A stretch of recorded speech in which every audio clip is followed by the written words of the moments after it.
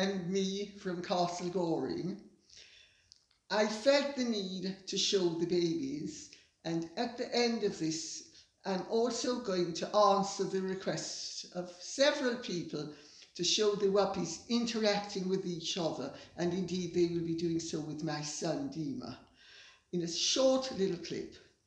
But today has been a particularly sad day for me because it was Mark Sykes' funeral. And those of you who might remember Mark, he's done more than one video with me.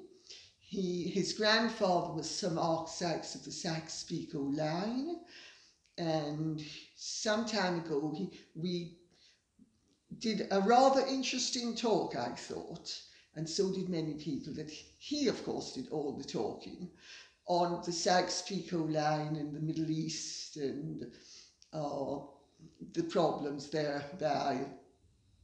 And he also, in the new year, earlier this year, did something on my parents-in-law following a very British scandal.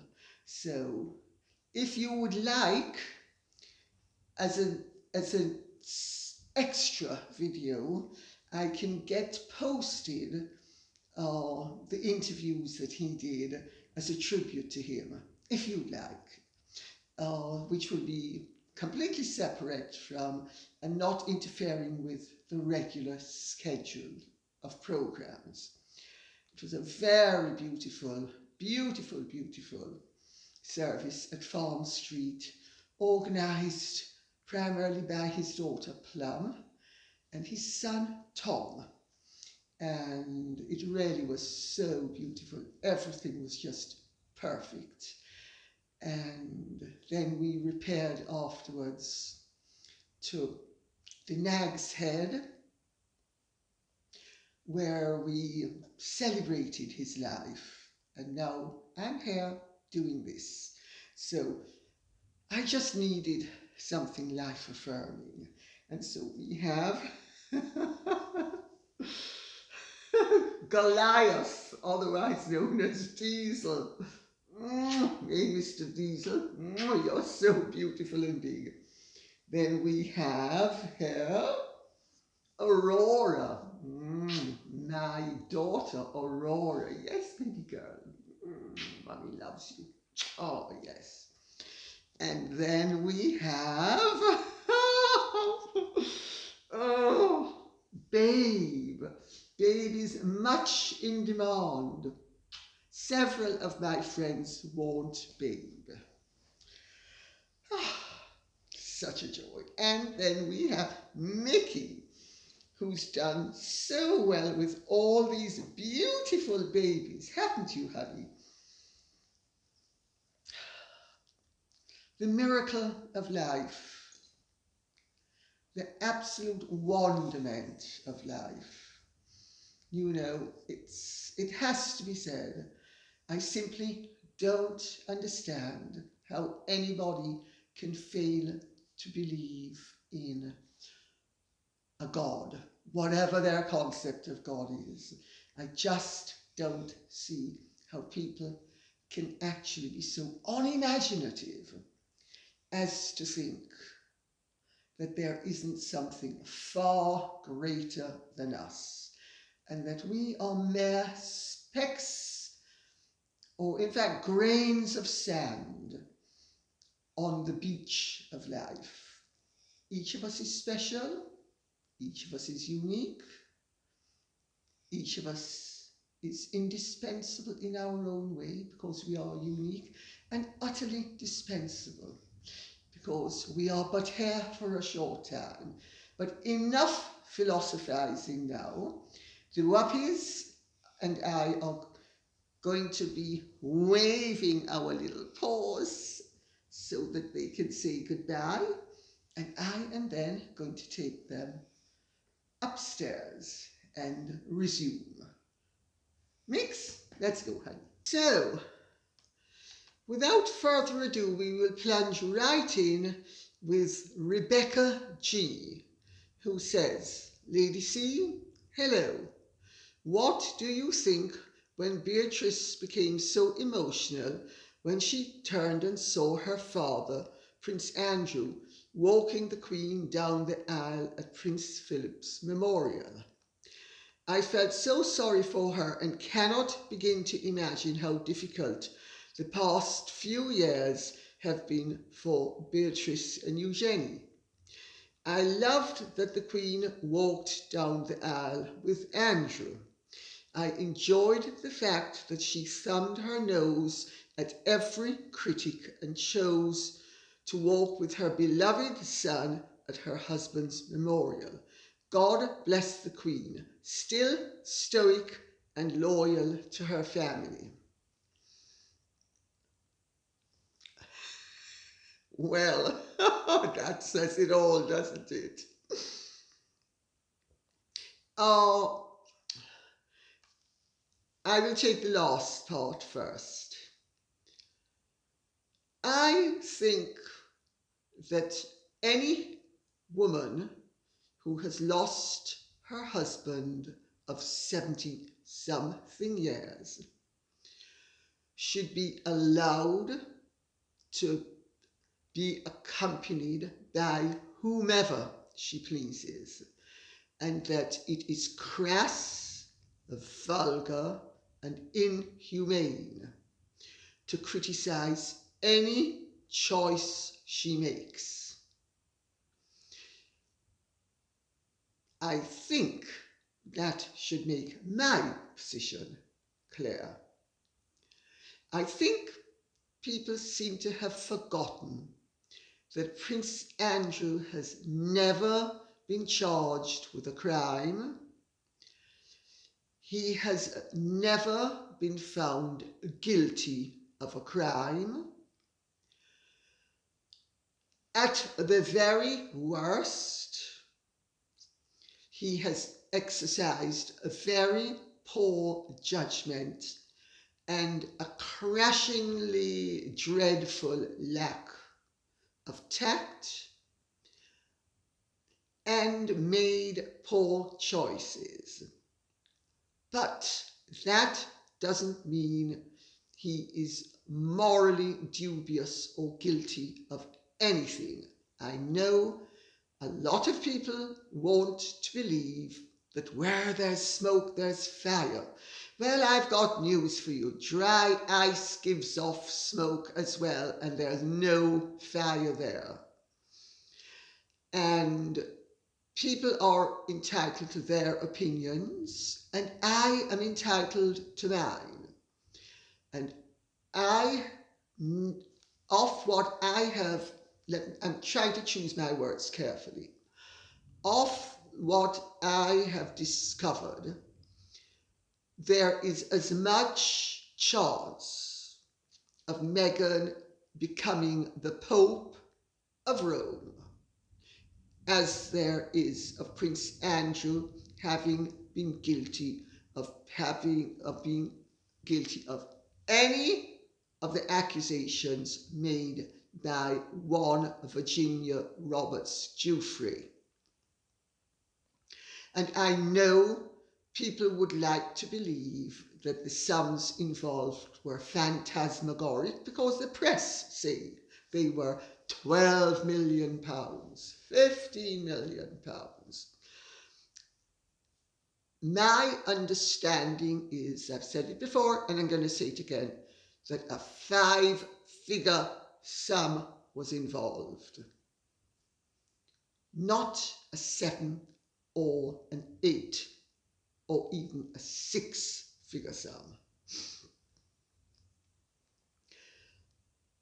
Prince Andrew is guilty of nothing but, and you can't be guilty of stupidity, because stupidity is not a crime. It is a condition that God in his wisdom made some people stupid. And therefore, if we're going to argue with anybody, we need to argue with God for having made people stupid. However, he settled the case on a very positive conditions to him. Don't for a second think that the other side accepted a settlement when they thought they could win. They only accepted a settlement because they knew they would lose. He, on the other hand, fell on his sword because he knew his brother and his nephew and the palace wanted a settlement. And I think it is inhumane, as I said before, that anybody would begrudge any 95-year-old, nearly 96-year-old woman the support of a son. Also, let us remember, Prince Andrew is the only one of her children who isn't married. Who was going to escort her down the aisle? Prince Charles, he's married. Princess Anne, well, that would have been a little bit ridiculous. Prince Edward, what was he going to do with his wife? Prince Andrew was the natural choice for several reasons. And yes, I actually believe that the Queen has, in her own quiet and subtle way, shown who she believes was speaking the truth. And it certainly wasn't an acknowledged perjurer and prostitute. Now, as for Beatrice, yes, of course she'd be emotional. She loves her father. He's been a very good father to her. He's been a very good father to both those girls. He's actually been a very good husband stroke ex-husband to Sarah. He's a very good family man. And the two daughters, I've said this before, I know people who know them very well. I don't know them very well, but I know people who know them very well. And they say they are lovely girls. Maybe their taste is a bit dodgy at times in clothing, but then so's their mother's. And it has to be said, dodgy taste is something their father possesses, not only in clothes, but even more so in company. But that doesn't mean he's guilty of anything but poor judgment. L. Allen says, pleased to see our very determined Queen on Prince Andrew's strong arm, was not at all surprised. He remains Mum's own favoured darling boy, and that's all there is about it. Suck it up, world, and Miss Jewfrey. 95-year-old queens will do exactly as they please. Long live the Queen. This is a sentiment that many people have expressed in rather less succinct ways than L. Allen. Of course, there are people who feel to the contrary. But again, I will say, why begrudge any mother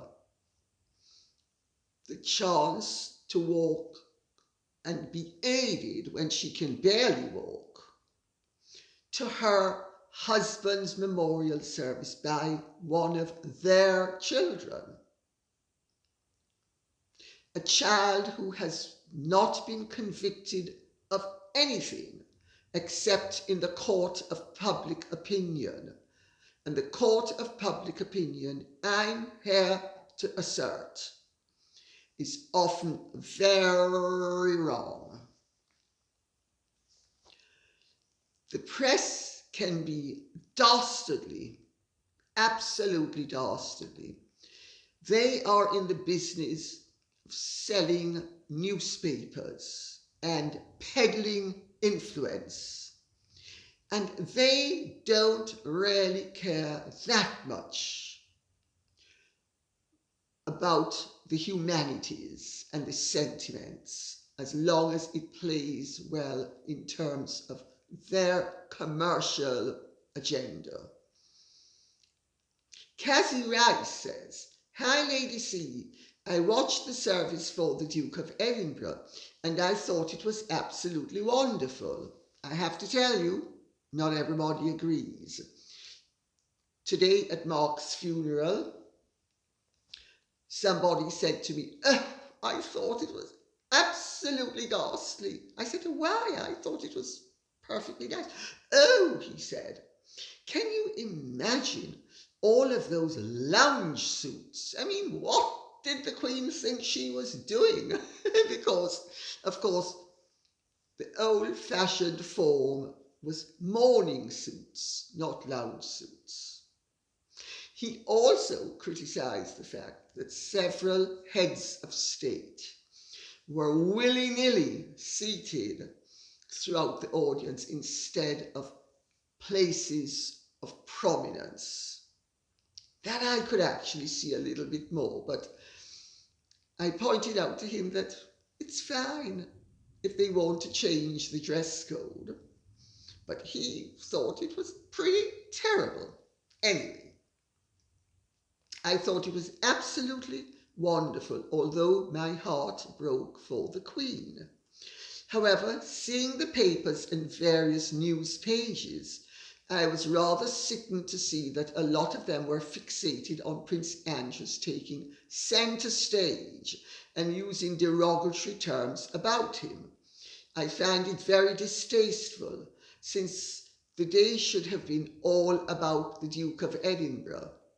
I couldn't agree more. I'm breaking this one up because I want to go through it bit by bit. I couldn't agree more. This shows the irresponsibility and, quite frankly, in some ways, the decadence of the press, where any cheap shot. Prince Andrew did not take centre stage. And there's all sorts of speculation that the Prince of Wales and the Duke of Cambridge were outraged that he had muscled in. I mean, if they believe that, they believe that pigs fly. It was the Duke of Edinburgh's, his father's memorial service. He was walking his mother. It's a family first and foremost. And the press have the unmitigated gall to exaggerate and sensationalize and vulgarize the fact that the Queen wanted the support of her son. And why wouldn't she want the support of her son? What crime has he been found guilty of? If we live in a civilized world where justice prevails, you are innocent until you are proven guilty. He's been proven guilty of nothing except poor judgment and bad choices in friends. And so they're not only going to pillory him, but they are going to get a few dirty, cheap shots in where the rest of the family is concerned, because they're going to be creating breaches that do not necessarily exist, number one. Number two, they're going to be creating sensationalism when there should be none in this circumstance. And third, and by no means last, why are they making such a big deal out of something that should be about the Duke of Edinburgh? and his children and his grandchildren and his loved ones, of whom Prince Andrew is one.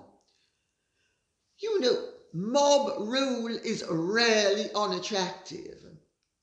And we need, if we believe in freedom, and if we believe in the rule of law and justice, and if we believe in civilization, we need to err on the side of decency, not revilement.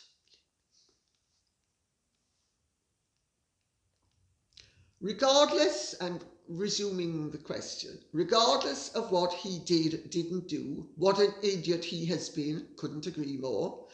He wasn't there in an official capacity, but as a son attending his father's memorial. Couldn't agree more. You've hit the nail on the head.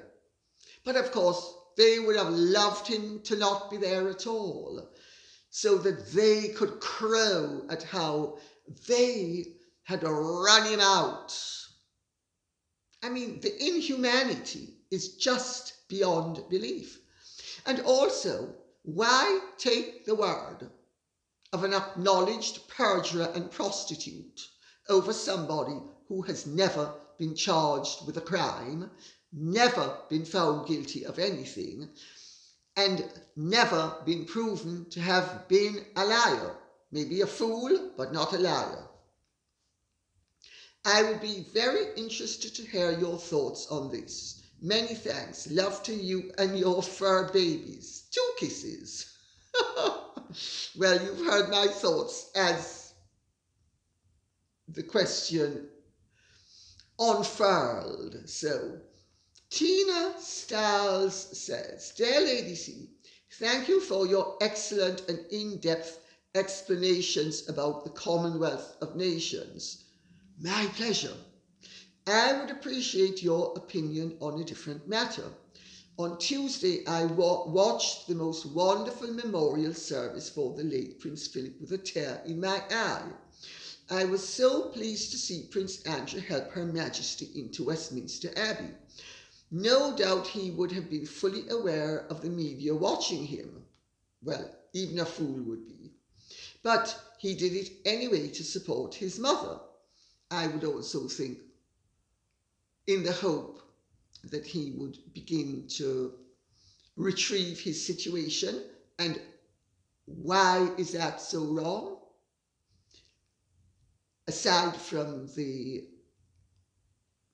hounding that he has received in the press, who have been perfectly willing to believe the worst of him, even though there is actually no stain on his character insofar as his personal conduct is concerned, but there are many stains on the character of his accuser.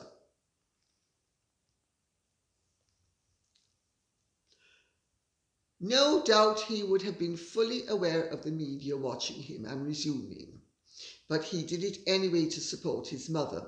And sure, our wonderful Queen would also have been aware of the optics, but decided to put her family above the possible outrage of the gutter press and media outlets.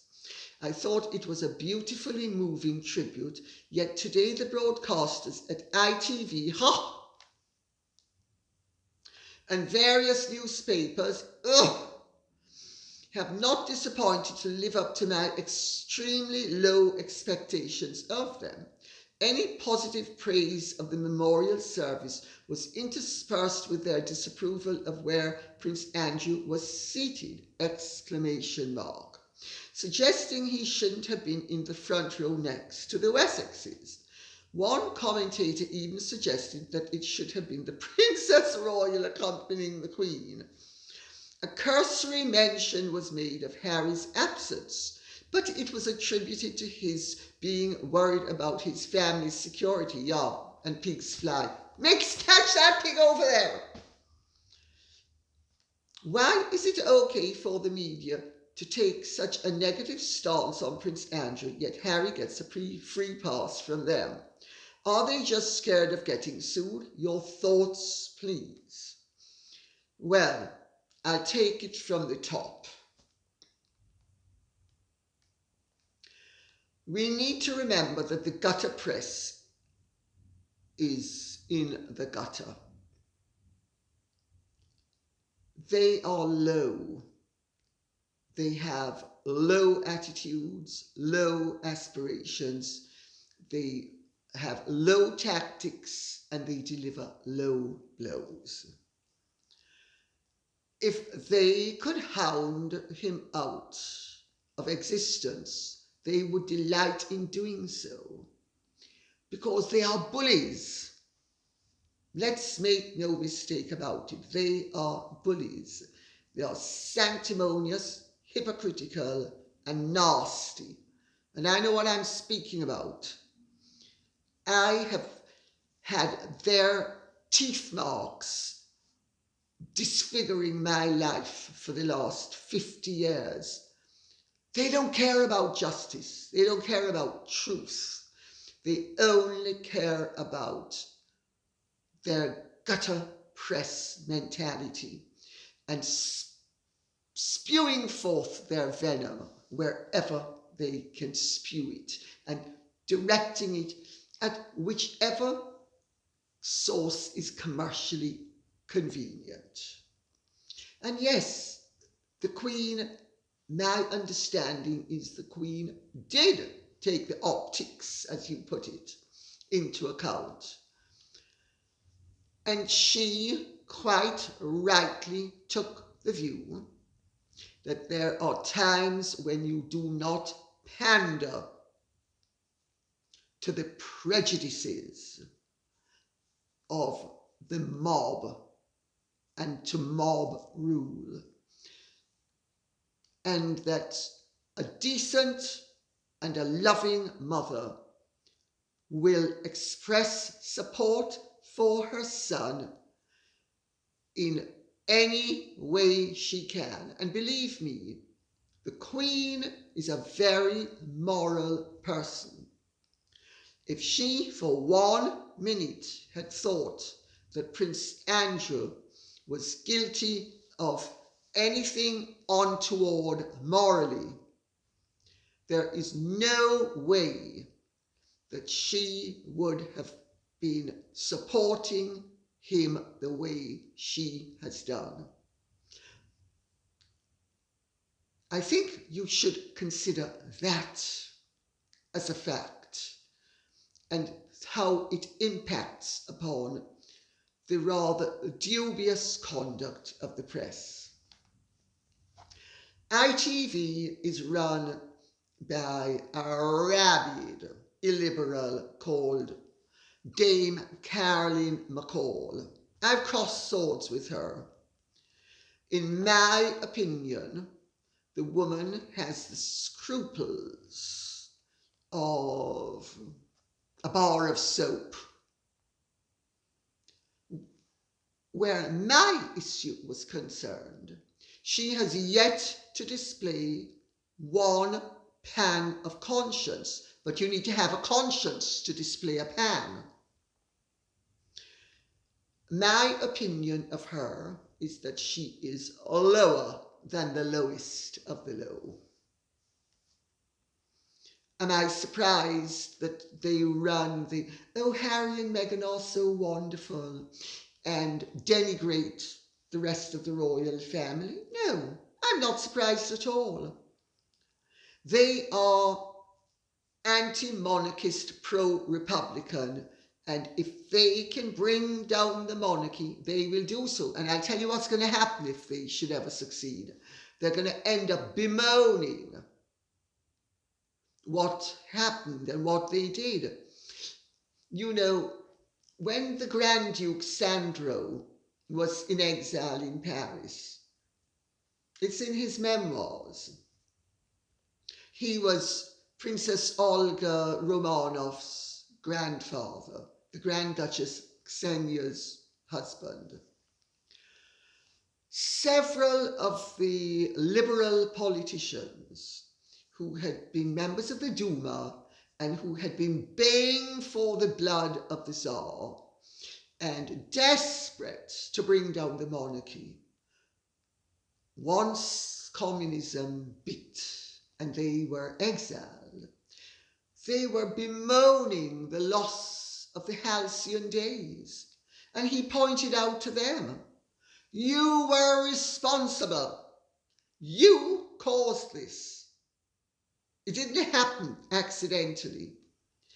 And should Dame Caroline McCall and ITV and the BBC and those other illiberals who pose as liberals, but who basically their idea of freedom is spelled C-H-A-I-N-S, with, of course, them having the padlock. If they prevail, they're going to bemoan the day, because I can tell you something. Can you imagine if we had presidents, whether it's Biden or Trump or Bush or Clinton? I mean, how glamorous are these people? Oh, that's how glamorous they are. That's how interesting they will be as a news story on a perpetual basis, because nobody's interested in them in anything except sometimes a political, or, depending on it, if their actions are called into question, a dodgy sense. As for the media being afraid of being sued by Harry and Meghan, they're not so afraid when it is in their commercial interest. They're only afraid when it is in their political interest. They're not afraid of being sued. They have very deep pockets. And they're insured. Don't tell anybody I said it, but they are insured. So, they can absorb massive legal bills without blinking an eyelid. So it's got absolutely nothing whatsoever to do with anything like commercial interests. It's all about different commercial interests, not about their pocket. They're not afraid of their pocket. Their pockets are very deep and very well cushioned. So, Johannes Bolls says, in 2010, Great Britain gave Jamaica £2,614,000 in aid. When will Jamaica pay that back? Hold your breath if you're suicidal, darling. Otherwise, I'd suggest breathe and don't expect any payback. I mean, I love Jamaica, but you know, Jamaica needs to understand, if it's an independent nation, it needs to get its act together. It needs to stop having the hand out with the begging bowl. And I'll tell you where much of the money goes. Directly to Grand Cayman, Panama, Liechtenstein, no longer Switzerland, because the American government managed to ruin the Swiss system by demanding that that no numbered accounts existed anymore. So they're not sending the money to Switzerland anymore. But I can tell you something, not all, but most politicians in these countries manage to feather their nests very well. And those who don't still are under no compunction about taking and not giving back. Why would they pay back the money? As far as they're concerned, they're entitled to it. Not because of anything that's happened now, but because of what they have been able to foment happened in the past. Well, wouldn't we all be able to be in heaven, financial heaven, if we can all claim that our great-great-great-grandparents suffered at the hands of somebody? So give me money, give me money. And let's remember, all those reparations that they want, these governments, aren't going to the people. They're going to the government. And what's the government going to do with the money? Well, I know what they've done with the money pretty much so far, with few exceptions, and I would accept this present Jamaican government. But I know plenty of other politicians in Jamaica who've lined their pockets royally. The money doesn't go to the people. And why should the people of Britain, many of whom are people of colour, be paying Jamaicans for something that they didn't do? Nobody nowadays did anything. Why should we be paying? Also, there are interesting articles that have been run in the Jamaican press about freed blacks owning slaves and freed coloureds, as they used to be called, owning slaves. How are they going to possibly be able, even if it had happened day before yesterday, who are they going to be compensating? And we get for what? But who would be compensated? On what basis? It's just a nonsense. Kitty McRae says, I would not give those two clowns in LA much credibility. If the Caribbean chooses to go on and on about something that happened years ago and blame generations that had nothing to do with this, then leave the Commonwealth and don't let the door hit you on the way out. I'm so sick of these countries going on and on about this. Just get out and shut up. Kim McRae, Canada. Well, I don't think anybody's going to be leaving the Commonwealth over this. But I do think we're going to be hearing an awful lot of, I was a victim, I was a victim. No, no, no, you are not a victim. Your many times great-grandfather was a victim, but you weren't a victim. Also, let's remember that West Indians are substantially better off than many of the countries they came from in Africa. Also, we in the West Indies have far more stable and progressive forms of government than they do in many of the African countries whence the slaves came. We in the West Indies have far better ways of life than many of the countries whence these people came from. I mean, doesn't anybody ever remember the charities that we are called upon in the West to give to aid people in Africa? So, one of the benefits of having been transported, and it was a terrible thing that they were transported the way they were, but there have been benefits. There are always benefits to anything terrible. And those of us who do not acknowledge that fact only do ourselves a disservice. I mean, I will personalize this and say that I could actually say, oh, I was so disadvantaged because I was born with a birth defect and it ruined my life. No, it didn't.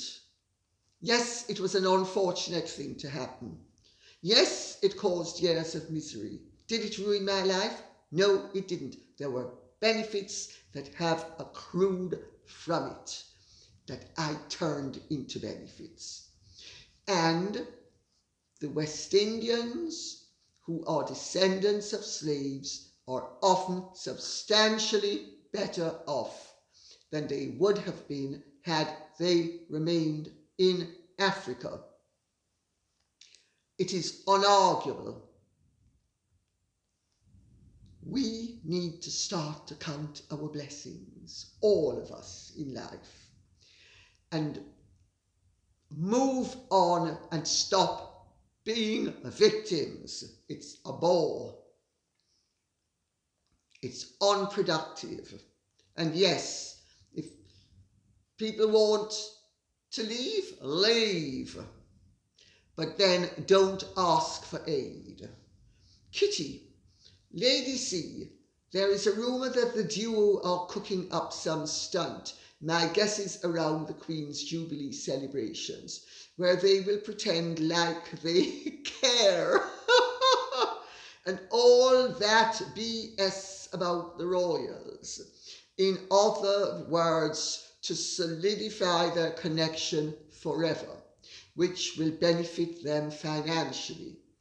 Could it be that they're trying to convince the Queen to meet them and their kids for the camera, and are using all sorts of lies and tricks to convince her of the sincerity, in quotation marks, for their monetary benefit in perpetuity, as they hope?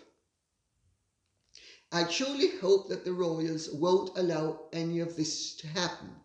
Surely they should know by now that the duo cannot be trusted under any circumstances.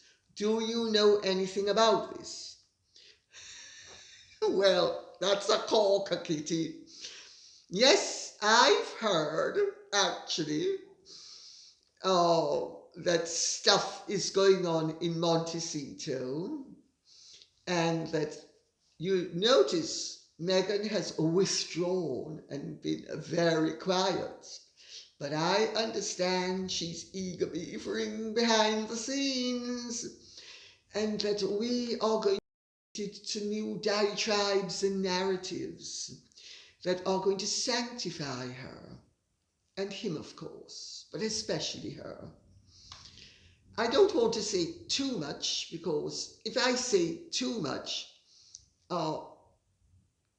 it doesn't play well, because they will then know where I'm getting some of that information from. That's one thing. And another thing is, they will, of course, change some of what they've done if they know that it's out there. But let me put it this way. My understanding is we can look forward to a corker or two. I think if they think anybody's going to bite, it's going to be an gantry. And I'm telling you, I'm going to sell you a potion that will cure you. Or better still, I'm a Catholic Pope from the Middle Ages, and I'm going to be selling you indulgences. I mean, honestly. But yeah, they are.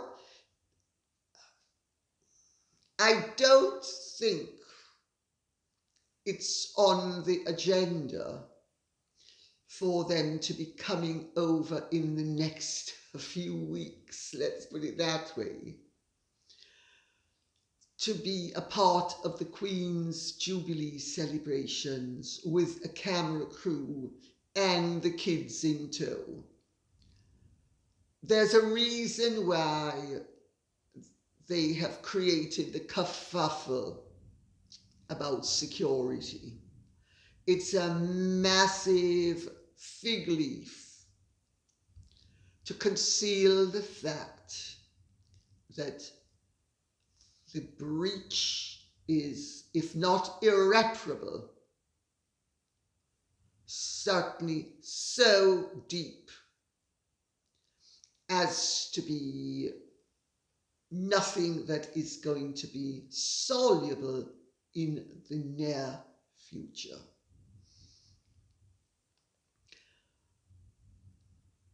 I think we'll find that their narrative is going to be along the lines of how much they have suffered and how much they have sacrificed for their family and to keep their family safe from the terrors that will meet them should they come to the United Kingdom. I tell you. But I don't think we're going to see Lilibet Mach 2 bouncing on the balcony in the near future. Bev Smith says, "Hi Lady C, it is my opinion that Harry and Meghan knew exactly what they were doing. You're not unique in that, my dear. You are not unique in that. I have to say, I did not actually appreciate the consequences. And I know that the royals didn't appreciate the consequences, nor did the courtiers. Nobody appreciated the consequences until a week or two ago. But did they know exactly what they were doing? I am told that Meghan is extremely strategic and that she might well have known exactly what she was doing and did it. How accurate that is open to question. I don't think anybody actually knows the answer to that question. But if, as some people suspect who know her well, that she is so strategic that she knew exactly what she was doing and did it nevertheless, it's not only a commendation of her ability to plot, scheme and execute a plan to its conclusion, but it's pretty chilling as well insofar as her effectiveness is concerned. So I will resume the question. What the royals didn't realise was that the intention was to do away with a whole system based on unproven accusations. The royals should have insisted long ago that Harry name the person and disclose the full context of the discussions. Well, certainly the royals and nobody that I'm aware of understood or believed that the intention was to do away with the whole system based on unproven accusations. Everybody believed that this was them grandstanding, glorifying in victimhood, gorging themselves on their suffering, their pain, and their victimhood. But nobody really actually thought that they wanted to do away with the whole system and that it would happen due to unproven accusations. However, you're absolutely right. The royals should have insisted long ago that Harry name the person and disclose the full context of the discussion or discussions. But Harry said there was only one comment, so there weren't discussions. Meghan said that there were several conversations about it. Harry said it was before they got married. Meghan said it was while she was pregnant with Archie. Right there we have a disparity in terms of what was said, when it was said, who said it, and how it was said. That would tend to suggest that not only did recollections vary, but that quite possibly, since they had to be erroneous, that at least some of them never happened at all. But yes, I think you're absolutely right. It is becoming apparent that the royals should have insisted, and maybe should now insist. They should call their bluff. You know, one lesson I learned dealing with my mother, who was malevolent, is that the only way to deal with malevolence is to call its bluff. Tear off the mask. It's not enough to say, you have a mask on. Tear it off. If you don't, tear it off and reveal what lies beneath. You are at a tremendous disadvantage. You are hampered. The only thing in my experience that works with malevolence is to call time on the game. Nothing else works.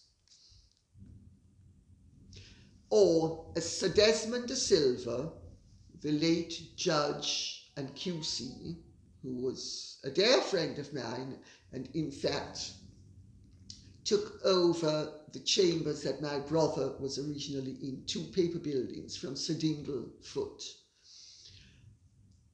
Desmond used to say, shine the bright light of exposure in the dark corners of plotting and scheming. Exposure is the only thing that works. And Desmond was right. I agree with that. It's my philosophy as well, but I'm putting it the way he used to put it. Jane Evans says, Lady C, your videos are wonderful. 3 exclamation marks. Thank you very much, Jane Evans. Do you think that Prince Charles realises the damage, especially after Prince William and the Duchess of Cambridge's Caribbean tour, that has been and Meghan&Harry have done to the monarchy? If so, do you think he'll be able to make the tough decision to jettison the despicable duo? It's so obvious in big block capitals, that they are not going to stop spreading their hate speech and playing the victims. Love to you, Mickey and the Whoppies. Oh dear.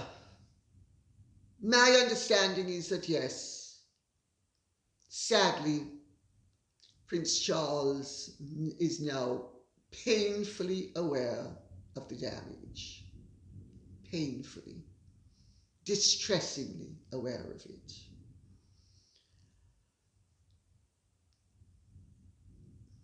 He clearly hasn't made the decision yet that sometimes you have to divert the river to prevent it from flooding and destroying your sight. Will he do it?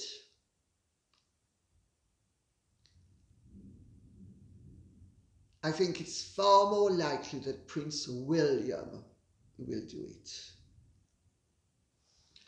But let us wait and see, because Prince Charles, for all his decency, will ultimately, I have no doubt, protect that which needs to be protected when he realizes failing to act will result in his destruction. Oriel GB says, I find it funny that so many heads of state, so many royal relatives were brave enough to attend Prince Philip's memorial service with no fear for their safety. Yet scaredy-cat, coward, horrid Henry stayed at home in a country known for its proliferation of guns, but will not be scared to attend his Invictus Games jolly shortly. You're not the only person, Oriel GB, who has made that point. There were several heads of state. There was the King of Sweden. There was the King and Queen of Spain. There was other kings, other heads of state, for instance, Albert of Monaco, the Belgians, loads of heads of royal families. There were 51 members of Prince Philip's own family. Now, with all of those people, you would imagine that there was some form of security, but not security enough for H to make the trip. Yeah. H is going to be so in danger that he has to stay in Montecito. Well, if that doesn't shine the bright light of reality on the facts, I don't know what does. I don't think he's a scaredy cat. I think he is an opportunist who is using something as leverage. That's what I think he's doing. And anybody who thinks to the contrary doesn't see what is happening right under his or her nose. It is a very great pity, because Harry was the only grandchild who wasn't there. Will he live to regret it? The old Harry would have lived to regret it. The new Harry? Let's see. But incidentally, I will make 2 points to answer 2 questions that are not a part of this but were asked. The first is, who was the person who accompanied the Duke of Kent from the car into the Abbey? It was his daughter-in-law, the Countess of St. Andrews. That's who it was. She accompanied her father-in-law because the Duchess of Kent has retired from royal events by and large. And the other question was that Penny Mountbatten, Lady Mountbatten of Burma, who is married to Lord Mountbatten's grandson, Norton, who sadly is not well.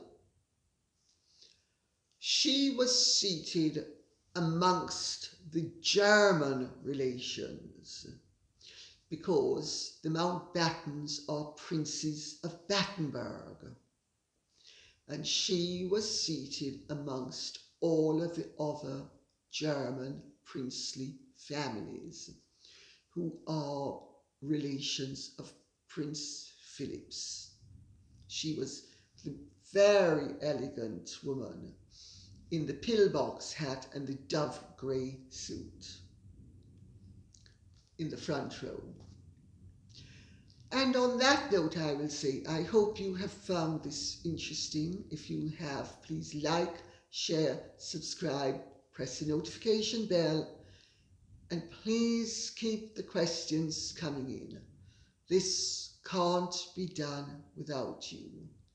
God bless. Goodbye, and I hope you will enjoy my whoppies with my son Dima, which are going to be shown at the end of this. Bye-bye. You little vocal grumpy boy. Ah, yes. Hello, little doo-doo.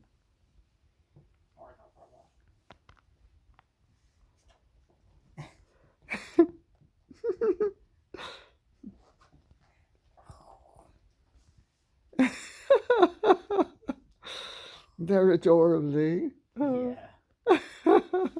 That's the Yicker Man, Mr. Diesel. He's off. Where is he? He's gone.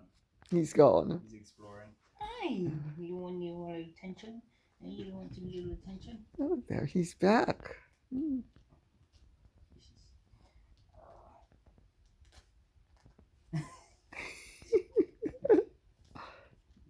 boy.